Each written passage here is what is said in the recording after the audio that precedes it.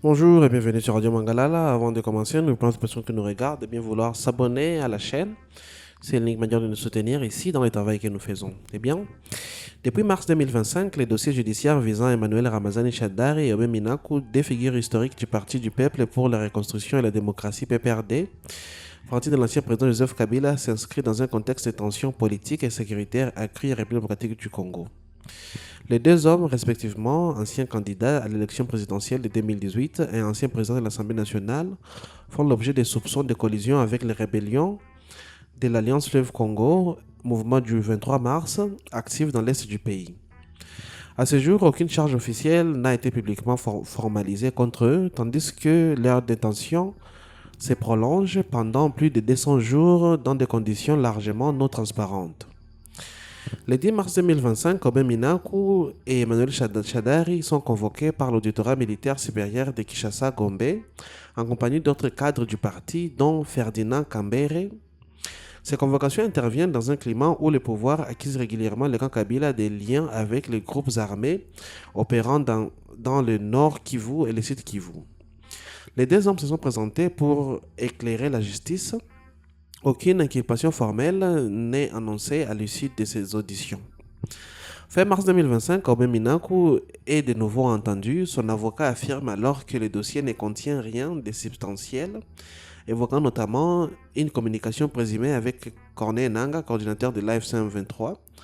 Minaku est relâché après cette audition. Les deux dirigeants avaient également fait l'objet d'une interdiction de quitter le territoire. Ils nient catégoriquement tout lien avec des groupes armés. Ces premières démarches judiciaires s'inscrivent dans une série plus large de mesures visant des proches de Joseph Kabila dont l'immunité sénatoriale a été levée et qui a été condamné par contumace en septembre 2025 pour trahison et participation à un mouvement insurrectionnel. La situation change radicalement à la mi-décembre 2025.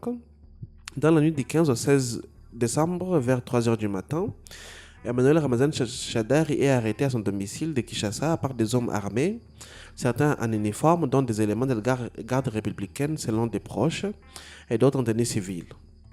L'opération s'accompagne d'une perquisition au siège du Front commun pour le Congo. Un mois plus tard, dans la nuit du 17 au 18 janvier 2026, Obé Minaku subit le même sort à son domicile. Dunia Kilanga, secrétaire national du PPRD, est également interpellé selon un schéma similaire. Ces arrestations nocturnes, qualifiées d'enlèvement par certains opposants et des mesures de sécurité par d'autres, marquent le début d'une période de détention secrète. Les PPRD dénoncent immédiatement une stratégie de terreur visant à museler l'opposition et réclament une libération immédiate et inconditionnelle. Les pouvoirs de son côté indiquent que des enquêtes sont en cours. Pendant près de 8 mois, Shadari et Minaku restent détenus dans des lieux non officiellement identifiés. Selon leurs avocats, notamment Maître Jean Bouyou, président du collectif de défense, ils ne se trouvent ni à la prison militaire de Ndolo ni à la prison centrale de Makala. Jusqu'à récemment, seule leur épouse pouvait leur rendre visite une fois par semaine. Depuis environ 2 mois, fin mai, début juin 2026, même ces contacts ont cessé. Les avocats n'ont eu aucun accès à leurs clients depuis plusieurs mois et affirment n'avoir aucune information sur leur état de santé ni sur leurs conditions de détention. Le ministre de la Justice, Guillaume Ngefa, a déclaré en avril 2026 avoir rencontré les deux hommes, précisant qu'ils se trouvaient dans de bonnes conditions et que les enquêtes se poursuivaient. Il a indiqué qu'ils seraient libérés s'ils étaient jugés non coupables. Aucune juridiction civile ou militaire n'était officiellement saisie de leur dossier jusqu'à récemment. Selon la défense, créant ce que les avocats qualifient d'impasse juridique. Des rapports d'organisations internationales ont documenté un contexte plus large. En avril 2026, le Bureau conjoint des Nations Unies aux droits de l'homme a signalé le maintien en détention depuis janvier d'au moins 42 membres du parti politique, principalement issus du PPRD et de l'ensemble pour la République, dans la prison de Ndolo ou dans des centres attribués au Conseil national de cyberdéfense, structure rattachée à la présidence.